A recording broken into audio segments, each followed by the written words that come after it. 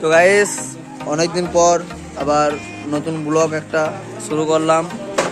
আজকে কালী পুজো ভাড়া আছে আমাদের দেউচাতে, কালী পুজোর বিসর্জন আছে, তাই ও মাল চাপছে, বুঝতেই পারছো সব হ্যান্ডসাম ছেলে এগুলা।